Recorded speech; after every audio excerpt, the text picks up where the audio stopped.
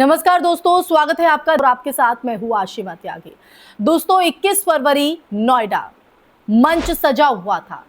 Semiconductor unit के शिलान्यास का बड़ा आयोजन, मुख्यमंत्री के तौर पर योगी आदित्यनाथ की मौजूदगी और साथ में प्रधानमंत्री नरेंद्र मोदी वर्चुअली तरीके से इस आयोजन से जुड़ने वाले थे। लेकिन जैसे ही प्रधानमंत्री का संबोधन शुरू होने वाला था, कार्यक्रम में बैठे कुछ लोग उठकर जाने लगे। मंच से अपील हुई, रुकिए, बैठ जाइए।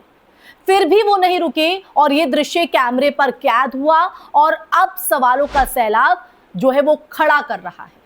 क्या ये महज प्रोटोकॉल की चूक थी या बीजेपी के भीतर चल रही किसी गहरी खींचतान का संकेत?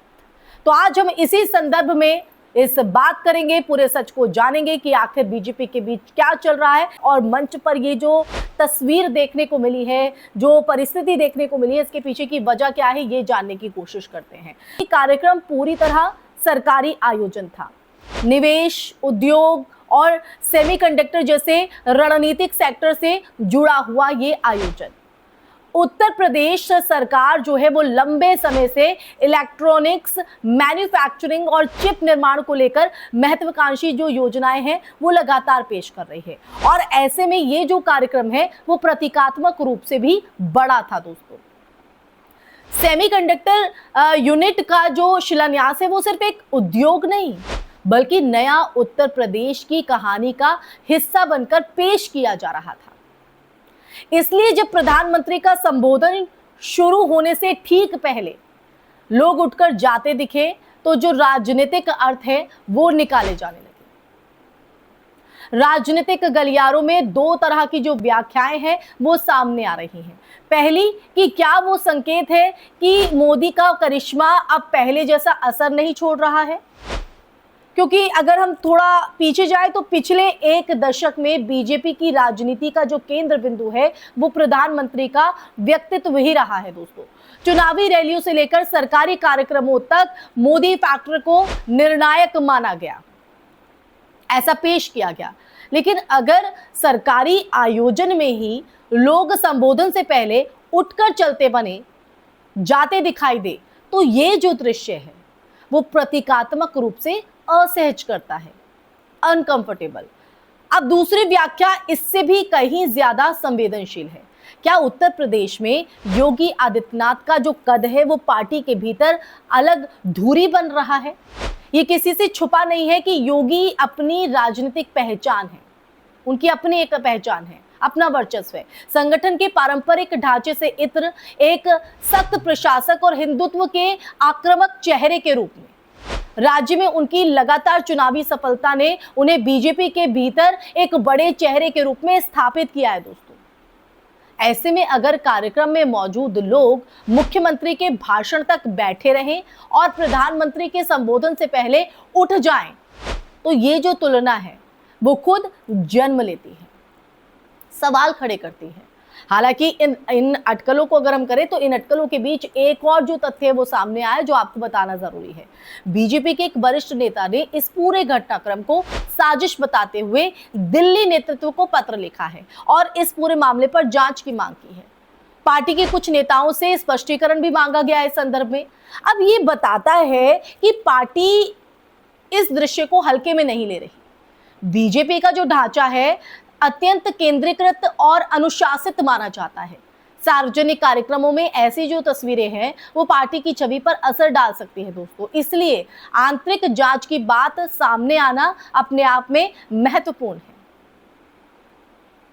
अब देखिए, यहां पर यह भी समझना जरूरी है कि सरकारी कार्यक्रमों में भीड़ का जो व्यवहार है वो हमेशा राजनीतिक संदेश नहीं होता है।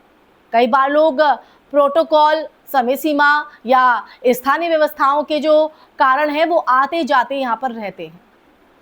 लेकिन जब मामला प्रधानमंत्री के संबोधन का हो तो प्रतीक ज्यादा महत्व ले लेते हैं। दोस्तों, विपक्ष इसे मोदी मैजिक खत्म की कथा में कहीं ना कहीं पिरोने की कोशिश करेगा, जबकि समर्थक इसे विपक्ष या अंदरूनी विरोधियों की शरारत बताएंगे।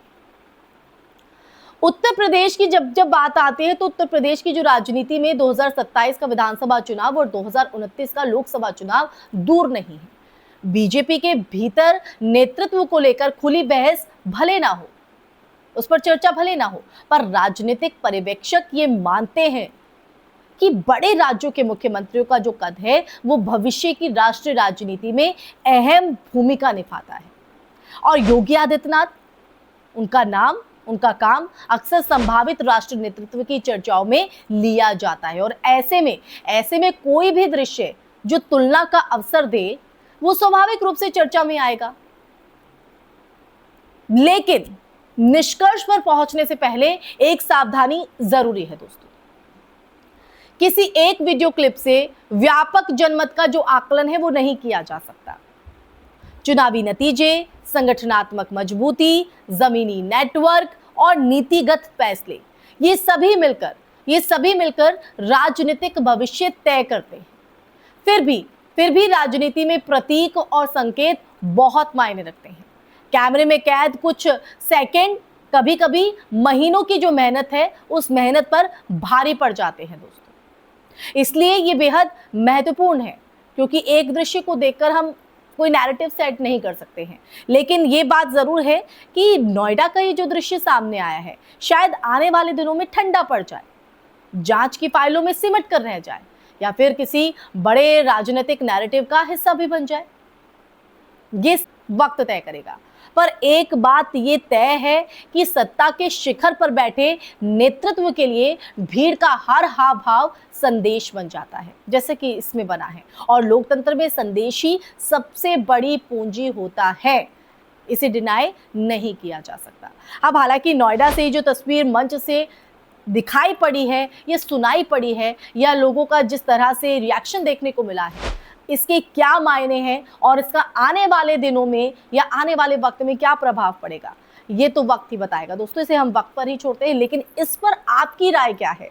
आप इसके मायने किस तरह से देखते हैं? आपका नजरिया इस पर क्या है? कमेंट सेक्शन में कमेंट करके जरूर बताइएगा। इसी के साथ इस चर्चा में फिलहाल के लिए बस इतना ही। इस वीडियो को ज्यादा से ज्यादा शेयर कीजिएगा, हमारे चैनल को सब्सक्राइब कीजिएगा। फिर हाजिर होंगी ऐसी ही चर्चा लेकर, तब तक के लिए अपना ख्याल रखिए। जय हिंद, जय भारत, नमस्कार।